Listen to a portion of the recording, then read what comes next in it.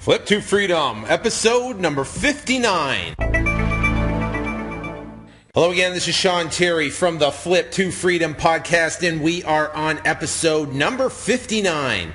Now, if you are listening for the very first time, I'd like to welcome you and let you know that I have designed this podcast for you to help you escape the 9-to-5, get out of the rat race, quit your job, and be done with corporate America, literally, where you can get 1 year's worth of income in the bank as fast as humanly possible.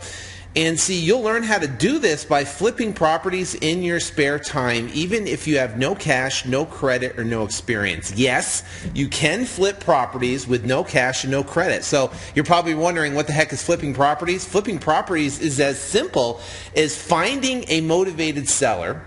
And once you find a motivated seller, you get the property under contract. That's it. You don't buy it, you don't fund it, you don't close on it. All you're doing is signing a piece of paper with the seller. Let's say the property's worth $100. You sign it with a motivated seller that maybe inherited the property, or it's a probate property, or they are an absentee investor. Maybe they are looking on the internet and they want to sell their house quickly. But you literally sign a contract with them for, say, $50,000. Well, then what you do is now you market the property to a buyer. The buyer could be a retail buyer, it could be a cash buyer, it could be whatever it might be. But the bottom line is you line up that buyer within your closing date. Now, you typically give yourself about 30 to 45 days to close the transaction on the contract. So within that time frame, you line up a buyer for the property. And let's say you line up a buyer for $60,000. Well, you have a contract for $50,000 with the seller. Now you have a contract with a buyer for $60,000. Agent, an attorney, a title company, escrow company, whatever it may be, and you instruct them to do either an assignment or a double escrow. Okay? And when you do that assignment or double escrow, the buyer wires in 100% of the funds, everything for the closing cost, everything. And he'll wire in the money, of which $60,000 gets wired in, $10,000 goes to you, and the $50,000 goes to the very happy seller. Now, what service are you providing? You're providing a great service to the seller. They might have a property that, guess what? They can't wait, 5 to 6 to 7 months to put it on the market. They don't have the money, maybe, to turn around and fix up the property and try to get it in a sellable state. They might be out of state and the property got vandalized or trashed, and you can come along and save the day by getting the property and taking it off their hands with very little effort on their part. So this is a great service you're providing for a motivated seller that wants to get out of the property and get out of the property quickly. Now, that's what this whole podcast is about. I've got 58 different episodes, from case studies to exact step-by-step detail on exactly how to do this business inside now. And the goal of it is to get 1 year's worth of income in the bank as fast as humanly possible. Now think about it. If you make $50,000 a year, well, guess what? All you need really is 10 flips, or actually 5 flips in our scenario. Let's say you make a $10,000 per flip. Well, guess what? 5 flips and you're to freedom. That's why I call it flip to freedom.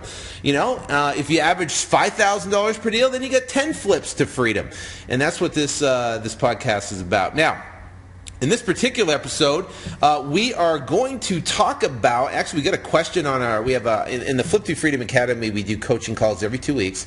And on the particular coaching call, we had a question about an assignment, how to correctly do an assignment so you're not revealing your profit to the buyer, which will open up for negotiation. Also, how to do double escrows correctly, and what those are and how they work and how to do them. So we're going to get into that, exactly how to do that. And he was funny because he was saying he looked all over the internet and tried to find, what is the correct way to do an assignment? What paperwork do you need? How do you do it? How do you get it to where you don't have to, tell your buyer, exactly how much they're going to be signing you the property for, because like I said, it opens up for negotiation. So we're gonna get in detail on exactly how to do that. The difference between using a double escrow and an assignment, which one do you use?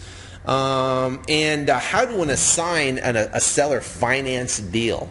Okay, because there's different, because typically you can assign to a a buyer on a cash transaction. You can also do an assignment where there's a seller financing a wrap transaction that's involved. Okay, and there's ways to protect yourself with that.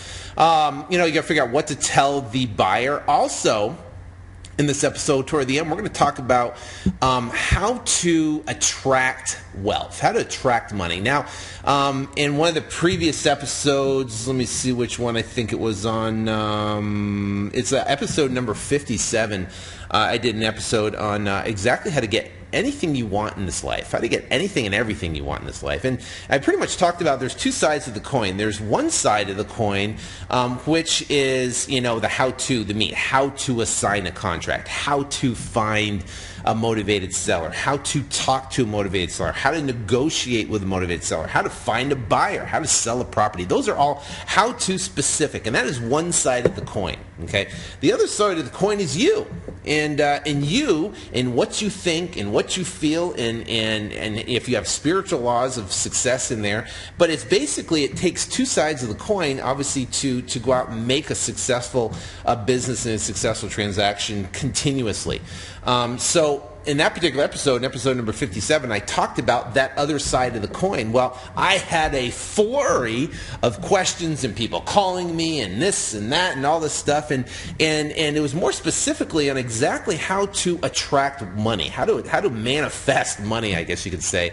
And I'm going to give you specific steps, four specific steps on exactly how you can use this and apply this in your life. Now, see, for me, I'm a real simple guy. I basically gather all the information in my simple head, and I just, and I apply it, and I kind of take chunks out of all this information that I've learned, and the stuff that seems to make the most sense is that I apply in my life on a daily basis to go out and get the results that you want to get in this life. So we're going to talk about that at the end. I thought it'd be pretty interesting. Now, I also like to recognize the people who went into iTunes and they actually searched the Flip to Freedom podcast, or they even just searched real estate investing. Up in the top 1, 2, or 3 there for that particular keyword. So there is a gentleman who, a couple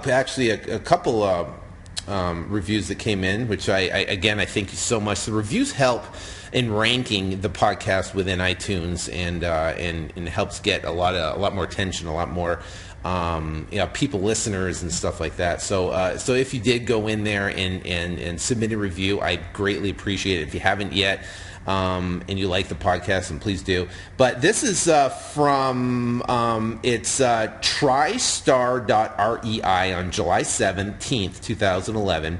5-star review. Inspirational Hustler is the headline. It says, Sean is the truth. I've been listening to his podcast since about number 30. My skeptical mind has researched all this information, and my mind was blown. The way he puts together all great knowledge of real estate with the inspirational wisdom of the past and present great is just a genius. Thanks, Sean, for all the great info. Well, I can tell you, thank you so much for the review, but I'm by far long ways from ever being a genius, but I do thank you for the kind words. I'm just a guy. I have my full-time real estate business, and I flip houses every single day. After I'm done doing this podcast, I got 2 appointments later this afternoon. It's about 3 o'clock right now on a Wednesday afternoon. I got an appointment that I have to run down. I have to check out. I mean, these people are calling me like crazy to try to get rid of their property. Then I got an appointment after that one with a probate deal. I got a contract yesterday morning on a deal, and I got another property. I just got the lockbox on. I put out yesterday. It's going out to my list. So I'm doing, my main business is flipping houses. That's what I do on a daily basis. So I do the podcast and I teach people through the Flip to Freedom Academy, as where I can work with other people across the country. So that's kind of the deal. And I don't know how I got off on that, but The second review is from Frank Schwartz, and he says, amazed, 5 stars, so amazed to have found you and very glad to be getting such quality info from you. Hope to get to meet you one day, and thank you face to face. Well, Frank, thank you so much for spending the time going in there, and I hope to meet you face to face and shake your hand and congratulate you on your success. So those are people that went into iTunes and submitted a review. Now, if you want to learn more about me, you can visit flip2freedom.com, flip2freedom.com. I wrote actually a book, a 129-page comprehensive detailed blueprint that basically shows you in 19 weeks how to go out and replace your current income, step by step, detail. I've had people tell me they spent well over $1,000 for the same information that I am giving away for free. So you can get that at flip2freedom.com. All right, enough with a jibber jabber. Let's get into exactly specifically how to assign a property correctly, the difference between a double escrow and assignments, and what to tell the buyer, the whole shebang. All right. Let's get into it. All right, first things first is what is an assignment, okay? And when to use an assignment, I guess you could say. An assignment is literally where you sell your contract. See, now, picture this. You're going to be marketing for motivated sellers, right? Calls are going to be coming in, and your job is to sort the calls and determine who's motivated and who's not. Okay, I think this is the biggest thing when I'm talking to new people. They're trying to decipher who's motivated and who's not. Now, I can tell you this. I have an assistant that her entire job is to sort motivated sellers for me, meaning that I do my mass mailings, I have my internet leads, I have all the leads that I have coming in, and they all funnel to her. Okay, and what she does is she'll in turn figure out if they're motivated or not. Now, I've given her specific criteria to determine motivation. One of the biggest things is the question saying, hey, if we could put something together, how fast would you like to sell? If they go, well, I want to sell, just whenever, I'm not in any rush, well, that would be classified a non-motivated seller. Okay, I wouldn't spend my time on that person. I wouldn't go down on an appointment. I wouldn't try to cut a deal with them. They're not motivated. I'm looking for motivated sellers. Okay, there's a difference. Now, if I talk to someone and they say, hey, if we could put something together, how quick would you like to sell? And they go, hey, listen, I want to get out of this thing yesterday. I want to be done with this thing. The faster, the better. Like the guy yesterday. Place is trashed, rental property. He just wanted to get out of it. He couldn't sign the paperwork fast enough. It was actually comical, but I was literally in and out of the appointment within like 5 minutes, 10 minutes after even looking at it. And just signed the contract in and out and opened up escrow on it. So when you truly have a motivated seller, you know it. The other criteria she has is she's looking for specific keywords, like it's probate, or it's inherited, or the property's vacant, or it needs a ton of work, or they're out of state and the property's vacant. So when she's looking for those kind of those keywords to determine the motivation there. And then what she does, she'll mark them as motivated in the software we use, and I use Freedom Soft, the software program I use, and she puts everything in there, and she'll tag them in a motivated folder, and those are the people I talk to.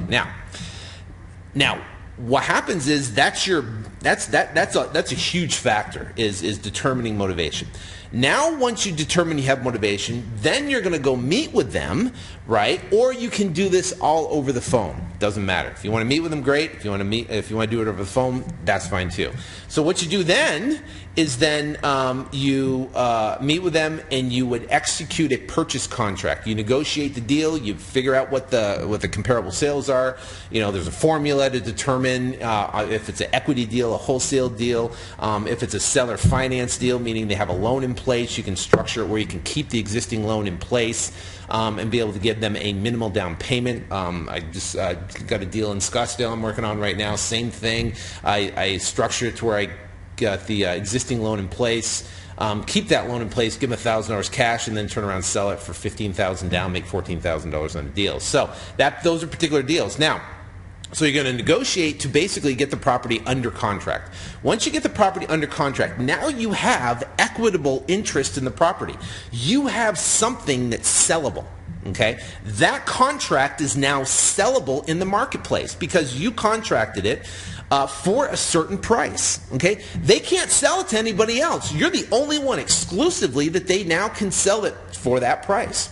So let's say, an example, what we talked about earlier, you have a $100,000 house and you get it under contract for $50,000. Okay, the simple formula is you take 70, if it's an equity deal, 70% less repairs, less profit.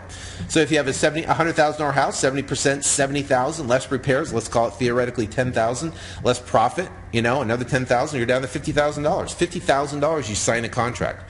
Now you have a sellable asset. You have a contract. Okay, a negotiated signed deal. You turn around and you go open up escrow on that property. Now, it doesn't cost you anything to open up escrow. A title company shouldn't charge you anything for an escrow. The bottom line is you're going to open up escrow. That's part of their service. Sometimes they'll close and sometimes they won't close. It just depends. So now you have a contract. You open up escrow on it. And now what's going to happen is that you in turn are now going to market for a buyer. That buyer could be a retail buyer that calls off a bandit sign that's in front of the house. Could call off your Craigslist ad. They could call off your email list. You build an email list of buyers, or they could be in your contact. Most of my buyers are in my phone that I negotiate and talk to. I have a buyers list, a fairly large buyers list, of email list of people that are looking for properties. But then I have people on my phone, and then we also place signs around the property to get buyers as well. So that is now you find that buyer. Now the buyer calls you up and says, "Hey, I looked at the property. I want to move forward. What do I got to do?" Well, what you do is then you can, if it's virtual, then you can send them a contract via email. They sign it, they fax it back, and they deposit their earnest money via wire into your title company's account. If they're local, I try to meet the buyer, because if you meet them directly, then what you can do is once you're meeting them, then you can build a relationship with them. I like to build a relationship with the buyers because then I can find out exactly specifically what they're looking for. And if I can find out what they're looking for, then you don't need a ton of buyers. I had someone email me the other day and said, "Hey, how can I get started in this business quickly if I don't have any buyers?" Well, you don't need 1 billion buyers. All you need is just a handful. You can find the buyers at the county courthouse steps. Those are the best buyers you can find. You can find them at the local real estate investment clubs, or you could do the marketing techniques I talk about to find buyers via, internet marketing. Google AdWords, you can build your buyers list through Craigslist and Backpage and eBay Classified and Google AdWords literally overnight quickly. But the best buyers you can find are people that are buying properties down at the courthouse, down at the auctions. Okay, so now you find that buyer. They're going to call you up. They're going to say, "I like the property." They're going to say, "Okay, great, let's do it." Now you sign a contract. Now, here's how the assignment works. Okay, an assignment would mean is that you would sign a piece of paper, basically assigning him your purchase contract. Selling, you would sell or assign that purchase contract for $50,000 for, say, $60,000. So you would go to him. The traditional way, or the way I learned, is where you would have an assignment agreement, and what you do is you would meet with the buyer and say, "Here, I will assign you the property for $10,000. So now it becomes, you're negotiating your fee. Okay, and I don't like to negotiate a fee to me. I like to negotiate a price of the property. I don't like to negotiate a fee. That's why I don't do it that way anymore. So what I do now is that, that's the typical, you assign your contract. You sell your contract for a price, and that price, let's call it $10,000. So the traditional way that people teach is say, you do an assignment, you meet with them, you just have them sign an assignment agreement, and they would then step in your shoes as the buyer for that property and then close the transaction. And when they close the transaction, they'll fund in that extra $10,000, which would go to you as an assignment fee. Okay, that's how the traditional way does it. Now, there's problems with that. One of the biggest problem is now you're negotiating with your fee. Once they find out your assignment amount, they're going, "Holy cow, I'm not going to pay this guy $10,000 because he signed a piece of paper. I'm the one that has to do the work. I'm the one that has to find the money to buy it. I am the one that has to put the money in to get the work done. I'm the one that has to fix it up. I'm the one that has to turn around and sell it, and I'm the one that's taking all the risk, and he's going to get $10,000 for signing a piece of paper?" See, they don't understand all the marketing and all the phone calls and all the stuff you had to do to find that deal. They don't get it. All they see is that $10,000 for a piece of paper. So that opens up a room for negotiation, which I don't really like. So here's the right way to do it. Here's what I do. what I do is I get a purchase contract from the buyer. And then when I get a purchase contract from the buyer, I will open up escrow with that on my sell side with the buyer, and they will deposit non-refundable $2,500. Okay, non-refundable. I don't care if they don't close, I keep it. If something happens, whatever, they can't find the money, I keep it. They are signing a contract, right, with no contingencies, no out clauses, nothing. If they don't close cash, or whatever terms, if there's seller financing involved, they're going to lose their $2,500. Okay, it's non-refundable. And there's even instructions that in the event of a default, then the escrow is instructed to release funds immediately without signatures. Okay, so the bottom line is this, is that they have to perform, or they're going to lose the $2,500. Now that puts you in a control situation because they don't want to lose it. So when I'm negotiating with a buyer, what am I negotiating? I'm negotiating price and price only. Okay, I'm not negotiating my fee. I'm negotiating price and price only. Now, when you're negotiating price, then hey, say, listen, my price is $44,000, and I've got 3 other people looking at it. Obviously, the quicker one that signs the contract and gets me the $2,500 earnest money is the one that's going to get the deal. I do work on a first come, first served basis. Someone comes back and says, well, can you do better on that price? Is there anything better you can do? I said, listen, bud. I said, right now I've got people, just banging down my door for this property right now. If I might take less, but honestly, I've got 3 or 4 other people looking at the property. So if they don't like it, then I'll come down a couple $1,000s for you if you'd like. So I don't back off on that number. And I use what's called fear of loss, meaning that there's other people looking at the property, and now there's a potential that they could lose out on it. I'll give you an example. I had a property where this guy wanted it. He wanted to negotiate. He wanted a lower price. And he thought I was bluffing, saying that there was other people looking at the property. So he goes, oh, yeah, go ahead. And, if they don't like it, I'll come in and buy it. No problem. I was like, okay. So he turned around and called me back and said, hey, can we do the deal for the couple thousand less? I said, bud, I told you I had other people looking at it. I sold that thing, 5 minutes after I got off the phone with you. And you said you wanted the lower price. I sold it for full price. And I have backup offers. He goes, holy cow. I said, yeah. I said, I tell you, listen, when I get a property and it's a good deal, then you can't hesitate. Don't negotiate. Just pick it up because I price it to sell. Okay, so that's what I told the guy. Guess what? Next time a property comes out, he is going to jump to get on that deal. Actually, I got that property I signed yesterday. I'm going to be putting it out or talking to a couple buyers on it, and we're putting it out tomorrow. So that one I know is going to fly off the shelf because it's at a pretty low LTV, loan to value. All right, so now I have a purchase contract. I get the $2,500 from the buyer. I have him open up escrow. We open up escrow on the property, and then now we're moving toward closing. I'm negotiating the price and the price only. Okay, we move to closing. 2, 3, or 4 days before closing, whatever, I tell my escrow officer, say, listen, at closing, at COE, close of escrow, instead of doing a double escrow, we're going to do an assignment. Okay. Now, my rule of thumb is if the profit is $10,000 or less, I'll do an assignment. If the profit is $10,000 or more, I'm not going to do an assignment. Okay, I'm going to do what's called the double escrow. Okay, because then that profit is not apparent to the seller or the buyer at COE at time of closing. Okay, so it won't because if seller's looking at it and they see that, holy cow, you're making $50,000 on a flip, they might get mad. Some of them do, and some of them want to back out. So the way the escrow structures it, there's a buy side HUD. And there's a sell side HUD, which both those don't have any of the fees on it. Then there's the final HUD where it has all the fees on there, and that's on both sides of the transaction, and then that's what you get at closing. Okay, so the assignment, what I do with the assignment now is I tell the escrow officer, a week before closing, whatever, I say, listen, I'm going to do an assignment on this deal, and could you prepare the paperwork? And what they're going to do is prepare an assignment agreement, or what's called a nominee, which is the exact same thing, a nomination, meaning you're nominating the buyer to step in your spot. Okay, your buyer as the buyer of the property instead of you as the property.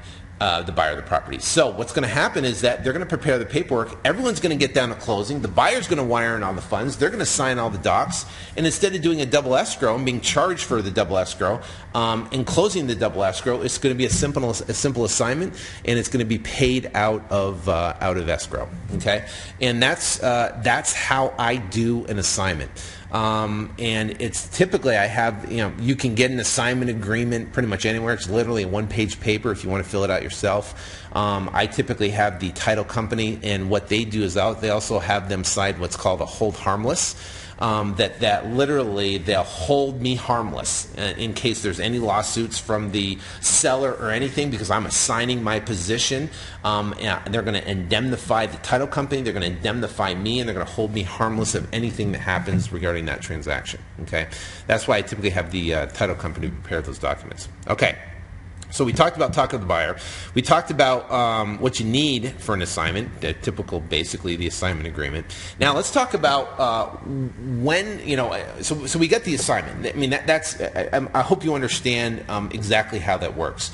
The bottom line is that you proceed forward like you're selling the property, like you own it, okay? You collect the non-refundable deposit, you go to closing like you're closing the deal, and then you instruct the title company that you're going to do an assignment. They'll prepare the paperwork and a nominee or an assignment agreement, and then they'll close the transaction. Now your buyer is not going to be able to negotiate, because guess what? He's got $2,500 at risk. He can't turn around and start negotiating going, hey, I don't want to pay a $10,000 fee. I said, listen, bud, you get two options. Either A, you close, right, and you get this deal, or B, you don't close, you default. I take your $2,500 and I sell it to the backup buyer. You pick.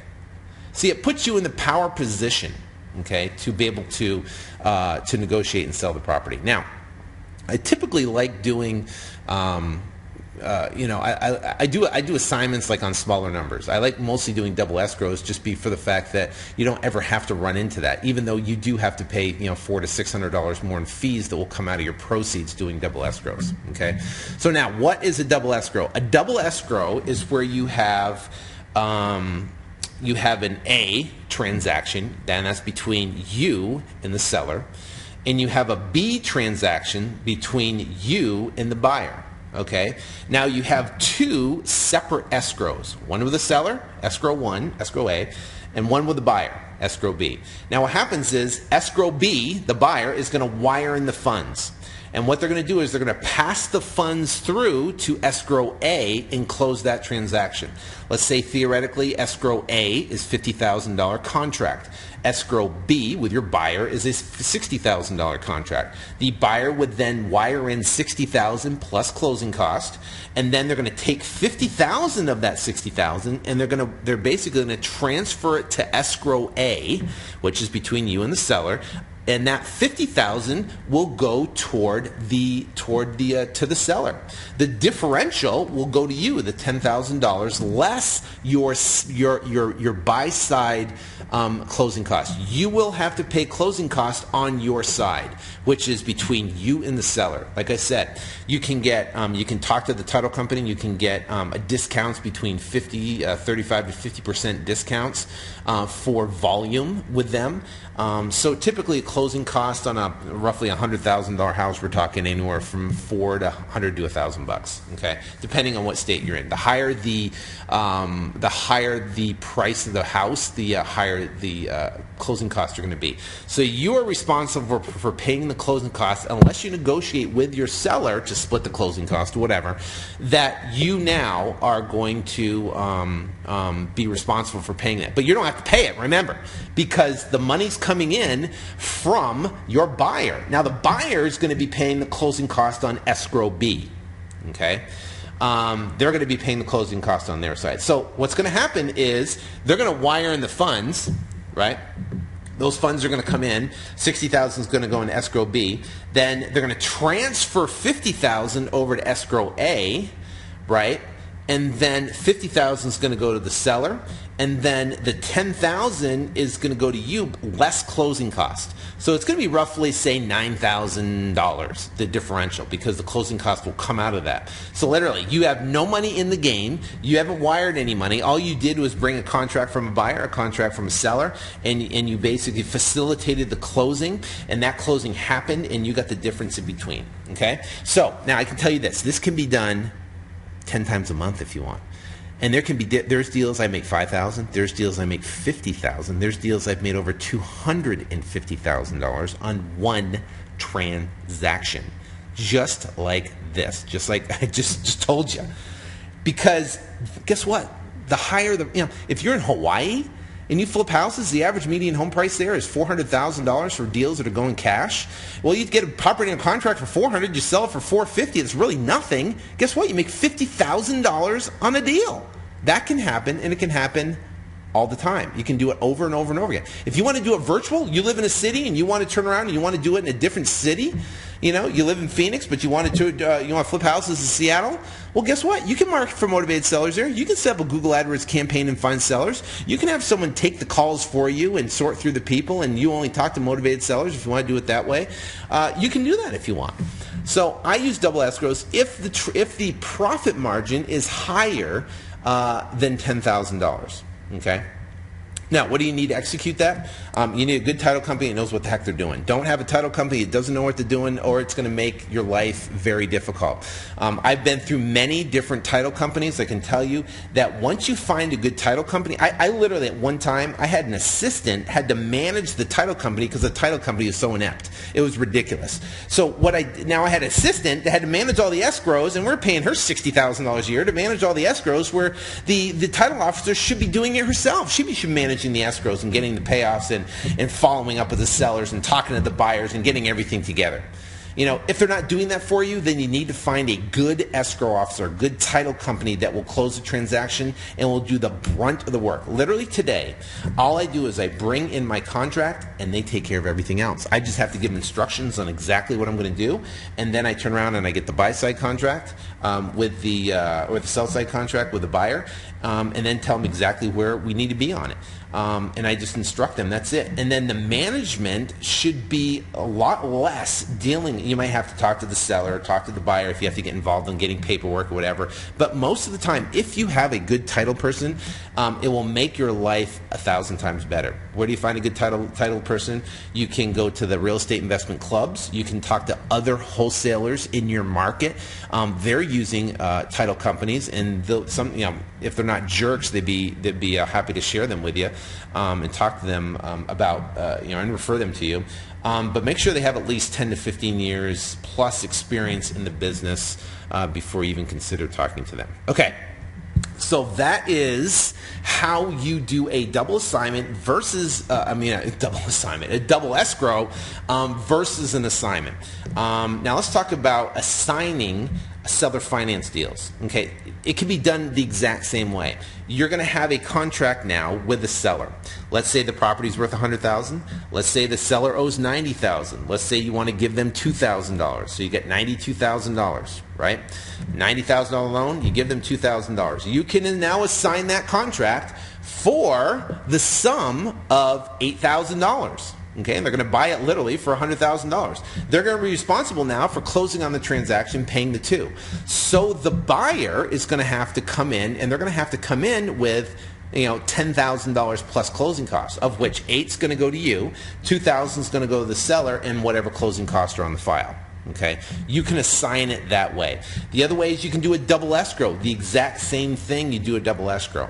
And make sure they have the indemnification clause in there, and the hold harmless clause in there as well. So you are out of the transaction. You don't have to deal with it any longer. The seller will, the buyer will make payments directly to the title company, servicing company, and then the servicing company will pay the seller's mortgage, and then also they will give a statement to the buyer and to the seller every single month, and then you're out of the deal. Okay. What you don't want to happen is where the seller, a year from now comes back and says, "Hey, the buyer defaulted. You have to pay me." I'm out of the deal. I'm done.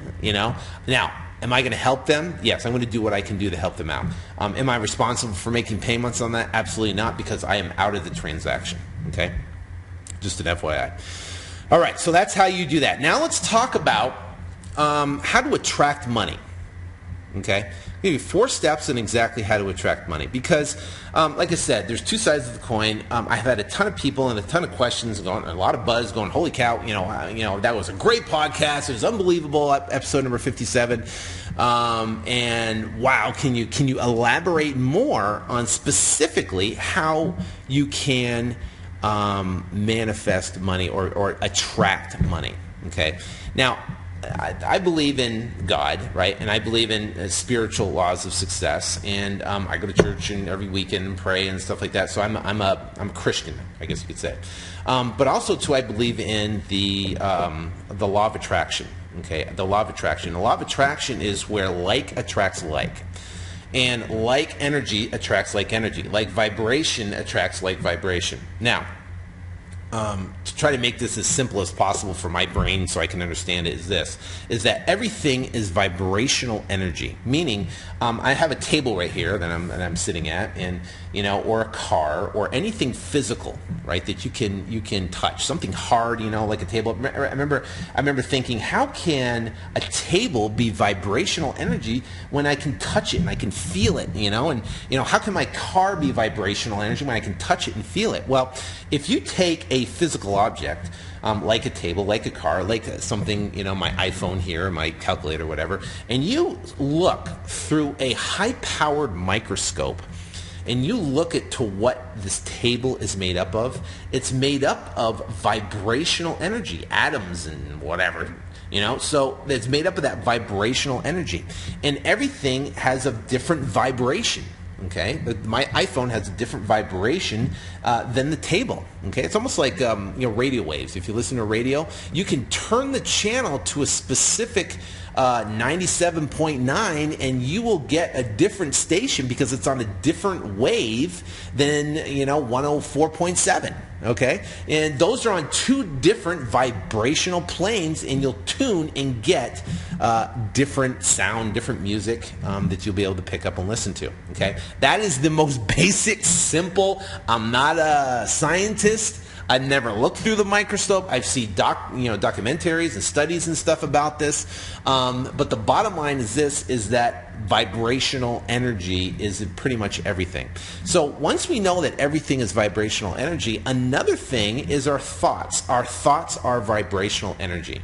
Okay? When you think or focus on something for a length of time and you're focusing on it, that is vibrational energy. Your thoughts are vibrational energy. Now, if I think about an iPhone, or you think about it, what happens is you attract like vibration. Okay, you attract that like vibration.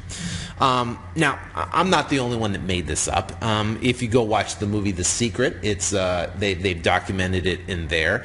If you read the book Think and Grow Rich, Napoleon Hill went out and studied wealthy people, and he studied broke people. And what he did is he found a common thread between all these wealthy people, and he documented in the book Think and Grow Rich. And one of the most prominent things, profound things that he found between all these wealthy people is they had the ability to see it, to feel it, to see it before and have faith before they actually manifested in their lives, okay, or actually came about. So the biggest thing is in Think and Grow Rich is think and grow rich. I mean, that's what the whole book is about. What you focus on persistently, whatever it may be, will come into your life. Period. It's the bottom line. So my question to you is this: what is your predominant thoughts? What are you focusing on? Or you just, for me, I know a long time in my life, I was like a boat in the ocean with a sail, right? A sailboat in the ocean, and wherever the wind would take me is where I go. I'd have no destination. Yeah, I wanted to be successful. Yeah, I wanted to make money. Yeah, I wanted to have this and have that, but I was literally a boat, and wherever the wind would take me is where I go, and the wind would be just random, whatever happened during the day. I didn't deliberately focus my thoughts on specific things that I wanted. Okay, now I do.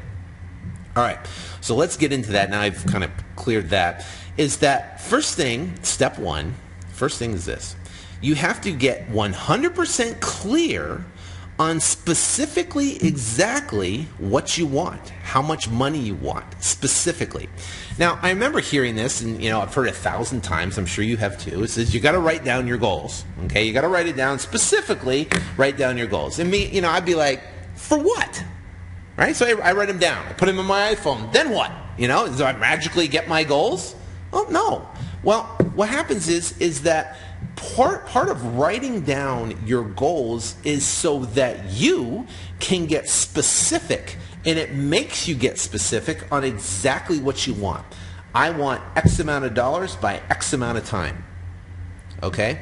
And now you got to figure out, okay, what am I going to do to get that? I want X amount of dollars by X amount of time. You want to get specific on exactly what you want.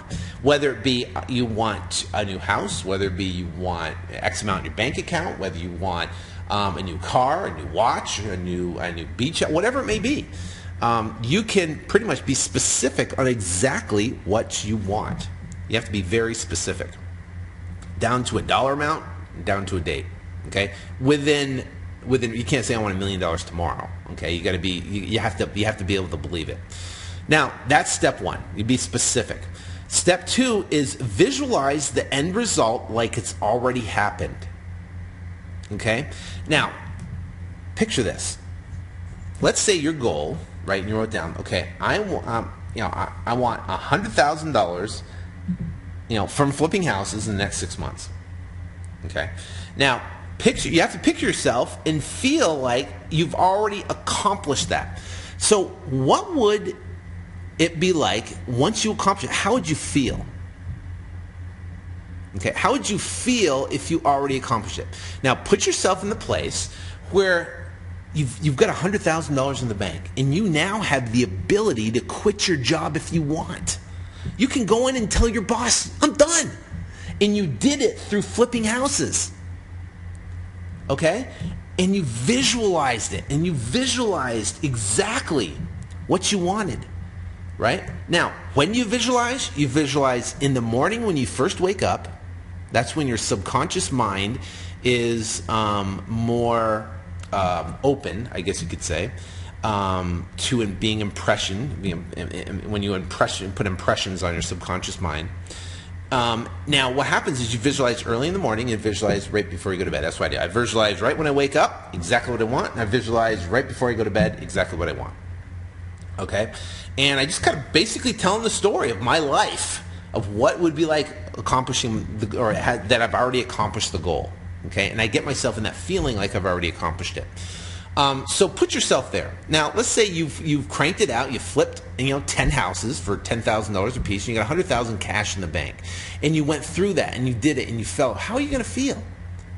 And now you have the opportunity or the option now to go quit your job if you'd like. Wouldn't that be phenomenal? How would that feel?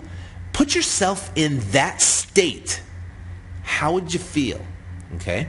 Now, in the morning you visualize. In the evening you visualize. Now, here's the deal. Okay? You got to be consistent. You have to be consistent. Okay? Because this is the hardest thing for me, I guess you could say. In doing this whole thing, because I'm here in Phoenix now. I came back to get a bunch of contracts, but I have a house out in Dana Point, California. So I came back for a couple of days, get a bunch of contracts, get property security, and then I'm driving back tomorrow, back to my house in Dana Point at the beach. I have a beach house out there. But when I program in my GPS, right, I have point A, which is where I am in Phoenix, and point B, which is Dana Point, right? Now, I plug it in, and guess what it does? It gives me X amount. You got 325 miles, and it's going to take you X amount of time. So I get my car, and I start driving, and I see progress. I see the mile ticker go from 326 to 325 to 324 to 323 to 322, That is progress. I see progress. And I see progress because I'm moving forward. The hardest thing about this whole deal, about visualizing and attracting wealth and stuff like that, is that you don't have an indicator to show you where your progress is. Now, imagine if I say I'm setting out on a track to go to California, Dana Point, and I don't know how long it's going to get there, and I don't know if I'm getting any further or I'm going backwards, right? I don't know. I'm just driving. Well, there's a certain point where you're going to go, holy cow, am I there yet? Am I getting there? You want a kind of a gauge of if you're there or not. And what I can tell you is this, is you've got to consistently, because every book I've ever read on any successful person who's used these principles and accomplished these principles, is you got to be consistent for at least 30 days. Be consistent for 30 days, and what will happen, things will start showing up in your life that you've been focused on. Things will start to line up. Now, you can't explain it. You can't put a tack in it and put it on the wall. You can't nail it down, because there is a certain degree of faith and a certain degree of expectation, more faith, I guess you could say, in the process. Faith that it works. Now, what's going to happen is your indicator along the way of if you're going in the right direction is by how you feel. Okay? That determines which direction you are going. Okay? Your feelings, see, because now you're going to visualize in the morning, you're going to visualize at night. Now you get the whole day to deal with. What are you going to do then, right? Then you have to be conscious of the way you feel. Okay? Your feelings are the fuel to get you from point A to point B. And your feelings are the indicator to determine whether you're going in the right direction toward what you want or in the wrong direction toward what you don't want. Okay?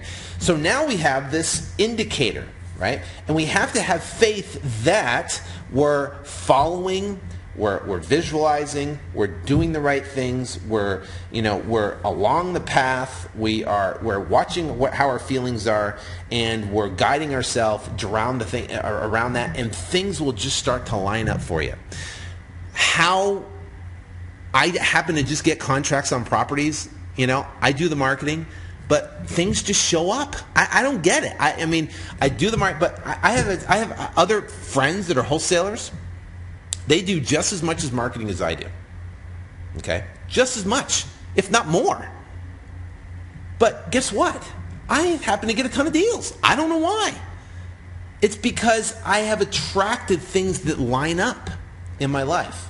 Okay? It appears. Things appear. Like leads come in. People, motivated sellers come in. They come in left and right and get contracts on deals. I was driving out here to California. I had one appointment. I had basically my thing was here. I was going to put the lockbox, get a house ready to sell. Next thing you know is I had an appointment the next day. And I have 4 different appointments and 4 different contracts. I got another contract. I'm getting two deals I'll get tonight. Another one I met you last night that I negotiated. He called me back today and wants to accept my offer. So I got like 1, 2, 3, 4, 5 deals in a matter of 48 hours. Can I explain that? I can't, and it just happens to be the time that I decided to come to Phoenix. Now I can do this from California. Yeah, no problem. Yeah, but I just like meeting people. I just like talking to people and meeting people. Okay, so you got to be aware of your feelings during the day. During the day.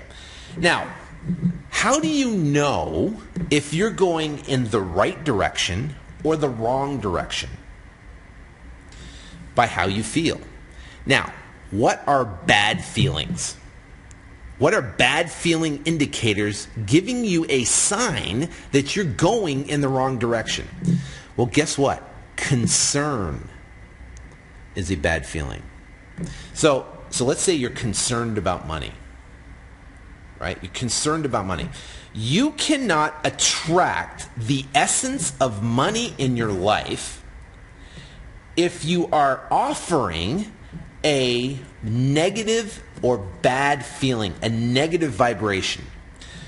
to determine whether your vibration is the vibration of attracting or the vibration of blocking is determine how you feel.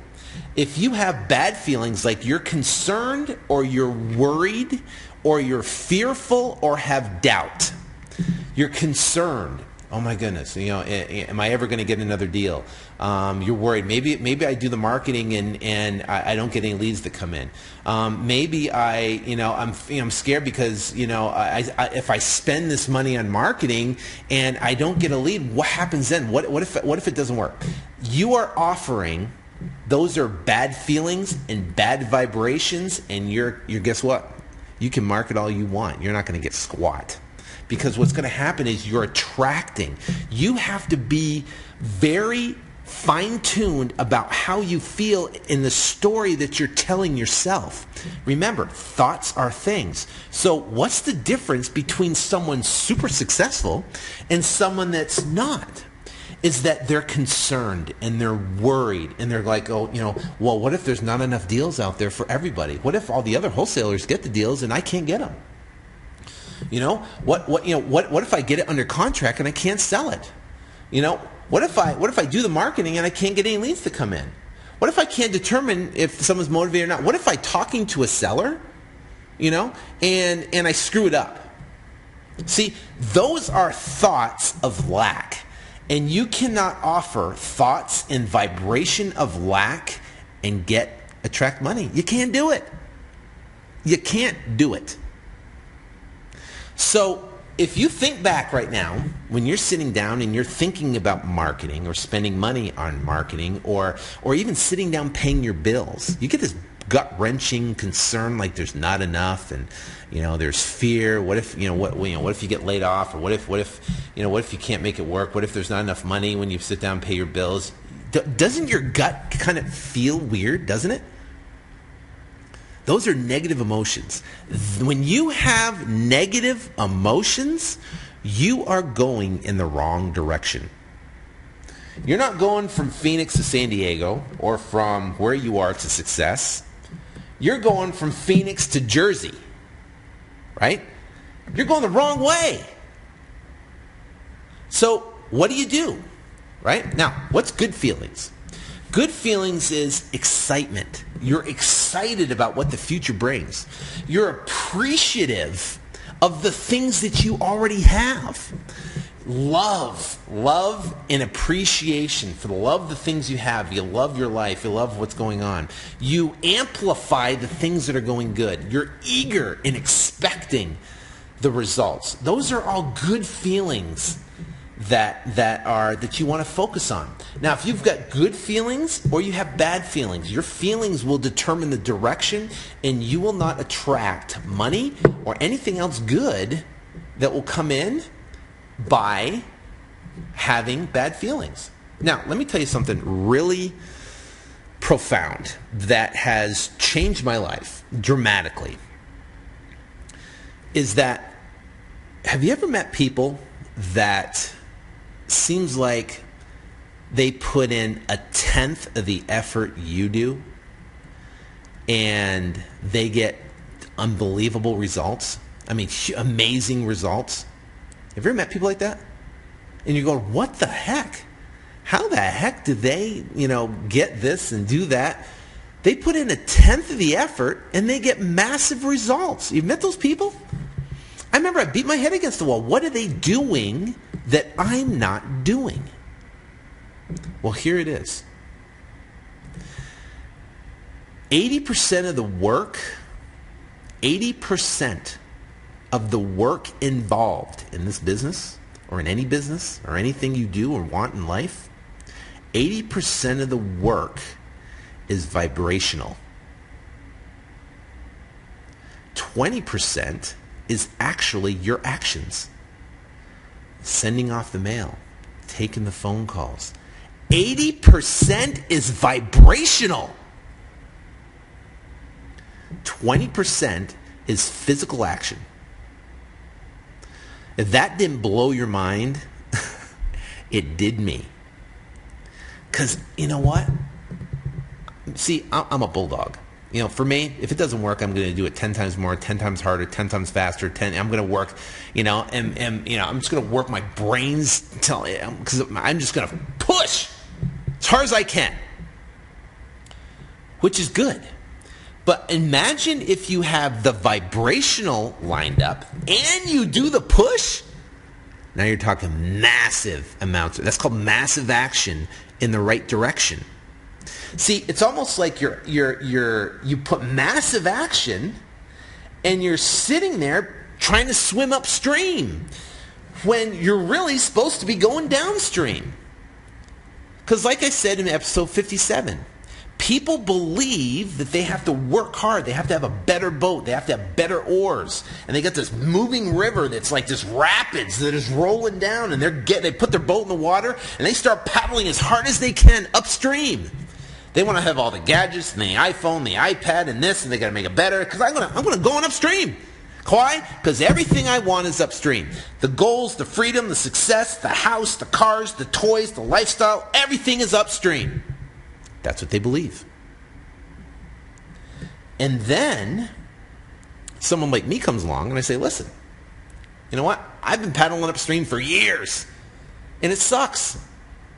And guess what? Nothing that you want is upstream.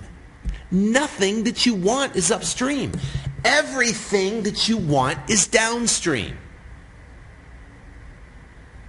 See, 80% of it is vibrational. That's the stream. You got to get going in the right direction. You got to get going with the flow of energy, the flow of life. And then that action that you put in, that paddling, when you're paddling upstream, man, it's hard work. You're sweating, your muscles are grinding, you're working out, it's hard. But man, when you're paddling downstream, you just put a paddle, you have the stream that's doing most of the work. And that is the difference between those people that you see that put in 10% of the effort and they get tons of results because they're swimming downstream. They know how to use the laws of the universe. And one major law of the universe, one major law is the law of attraction. And if you aren't using it, then guess what? I can almost bet that your life has been tough. It's been hard. Everything you do, it's a struggle. So what we have to do is to determine whether you're going upstream or downstream, or if you're going from, Phoenix to Dana Point or Phoenix to New Jersey, is you have to be aware, acutely aware of your feelings, of how you feel throughout the day. And what is the number one thing that controls your feelings? Answer that. What's the number one thing that controls your feelings? Your thoughts. Think about it. If you think about bad things, it's gonna creep in doubt and fear, and you got this bad gut feeling. You're just gonna feel bad. Well, guess what? That means you're going the wrong way. But the beautiful thing about it is this. The beautiful thing is that you have 100% control of your thoughts. Isn't it amazing that, Jesus, God created the world, he created the flowers and created the birds and created the oceans and created the fish and created humans and our body, and we can breathe in and out. We don't have to think about our heart beating. Created all these things. But God gave us the ability and the control over our thoughts. Isn't that amazing? He gave us a free will of our own thoughts, and we can think about and use our thoughts any way we want. If God gave us the ability to have that dream, he also gave us the ability to achieve it. And to achieve it, there's the easy way and there's the hard way. You can go with the stream or you can go against it. And by going with it, you're feeling excitement, appreciation, love, and you're eager. Okay? So now what happens, let's say you find yourself in a situation to where you're feeling bad. You're feeling doubt and you're fearful and there's like not enough and you're worried and concerned about the future. And I get the same way, guys. I'm human. Everybody is, right? But if you know how to pivot or shift your attraction, your point of attraction to shift your direction, then you have control of what your point of attraction is. Okay?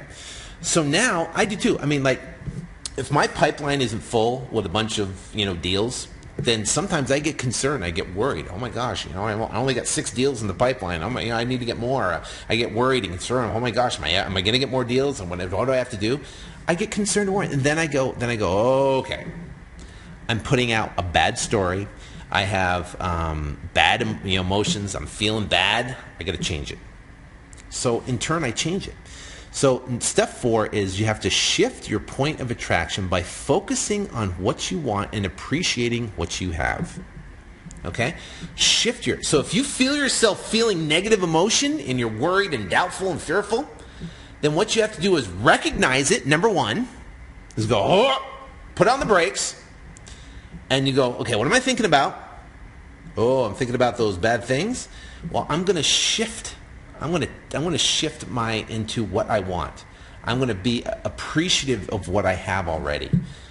I'm going to be excited about what the future holds, expecting better results. I want to feel good. And what we have to do is start telling a different story. Start telling a different story about what you want in your life. Now, let's talk about that. So that step 4 shifts your point of attraction. You have to shift it by focusing and understanding what your thoughts are. And then you understand what your thoughts are, then you can change your thoughts into what you want and more positive things, which will change how you feel, which will change your point of attraction. To attracting, and now you're going downstream. Attracting whatever you want. Okay? All right, now, let's talk about telling a different story. There's a bad story and a good story. What's a bad story? We talked about it. Bad story is, think about it. I have to wake up early, and you're talking to yourself, and I wake up early, and, I get in the car, I have a terrible job, my boss, he's always nagging on me, and, I have to work so many hours, I always feel guilty because I have to, work so much, but I feel guilty because I want to be home with my family, and I just know I'm not, I'm not excited about what I do, and I'm just getting paid enough, and when I sit down and pay the bills, I just get scared because I don't have enough money, and then, I go to lunch with my friends and stuff, and, or my coworkers, and we talk about how, bad the boss is and how bad life is, and, how everything just is, going wrong. I'm so sick of, work. I'm sick of being, just not having enough. I'm sick of being broke. I'm sick of, doing this and sick of doing that. I'm sick of not feeling good. And, then I come home work and my kids are asleep and they don't want to, my wife, she's engrossed in whatever she's doing on Facebook, and, and I come home and just flip on the TV. I'm so sick of my life, and on the weekends it seems like I got tons of stuff to do. How's that feel? How does that feel? See, that's a bad story. If that's your story, because that was my story, life sucked. You have to start telling a different story. Don't tell what is, tell what you want. Okay? Tell what you want. Change your story. And it'll change your feelings. And if you change your feelings, you're going to change your point of attraction, and things will start coming in your life that you can't even imagine. Now, what's a good story? Good story was, wow, I can't believe I found this podcast. I am so excited that I found this podcast, and this podcast has everything that I need for me to change my financial future. I am so excited that, guess what? And it's free. And he wrote a great book on how to flip your way out of financial freedom, right? I can turn around, I can read that book, 129-page book, and guess what? I can learn things that I've never learned before. I'm excited because it's a new venture that I've never done before. I'm excited because there's all the information is there.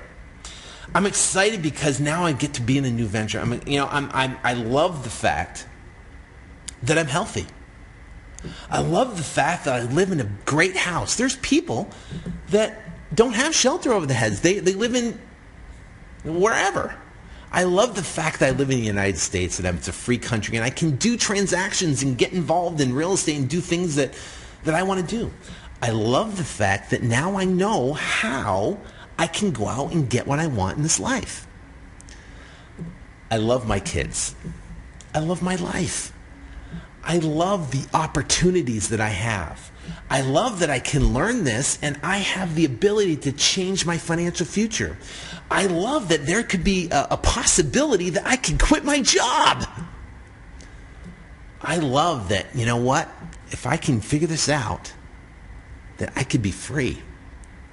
I can come and go as I please and do whatever I want. I love the fact that I can get all the toys that I want.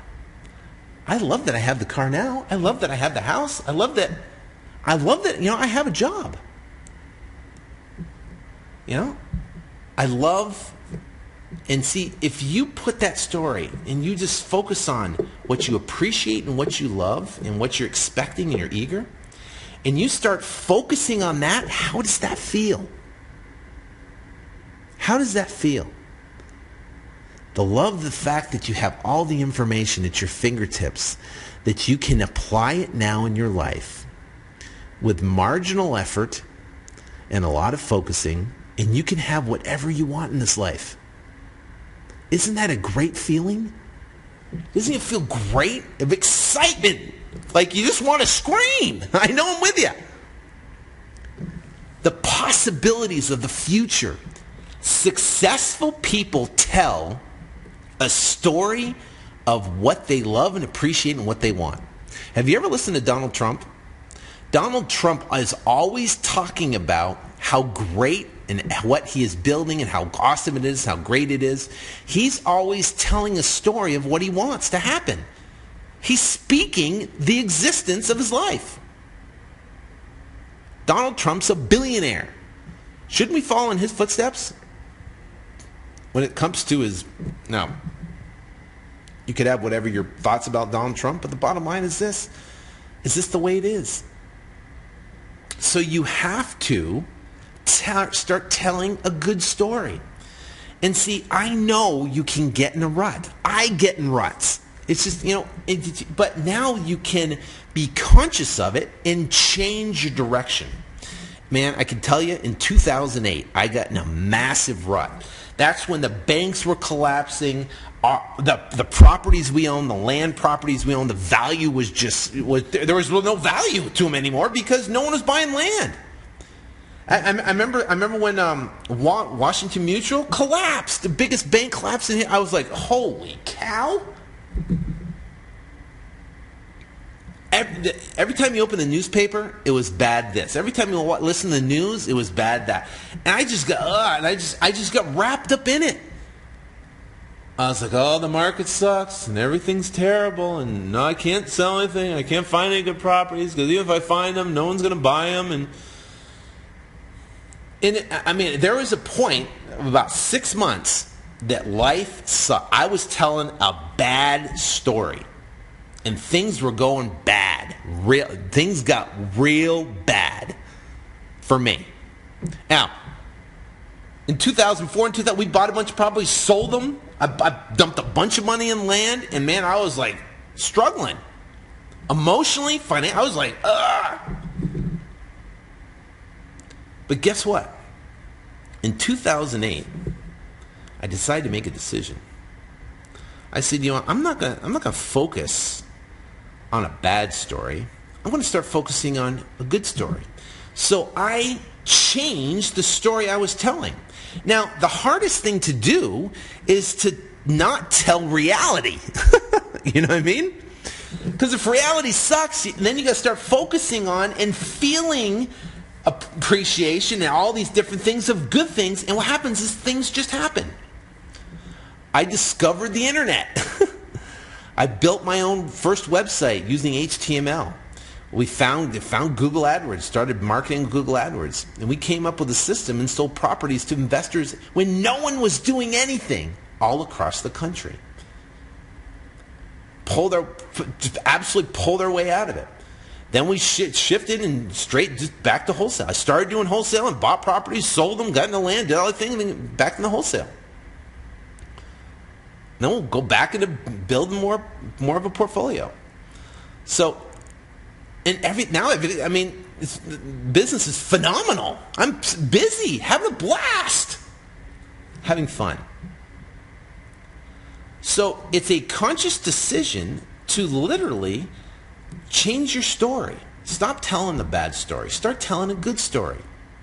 You want your life to improve? Tell a good story. You want your life to continue exactly the way it is going? Keep telling your bad story. And see, once we realize that, then guess what? We can have anything. You want millions, you can attract it. If you want tons of deals, you can attract it. If you've been doing this business and you're maybe part of the Flip to Freedom Academy and maybe you're starting to try to put out letters and doing stuff, and if it's not going the way you're going, how do you feel? What's your story that you're telling?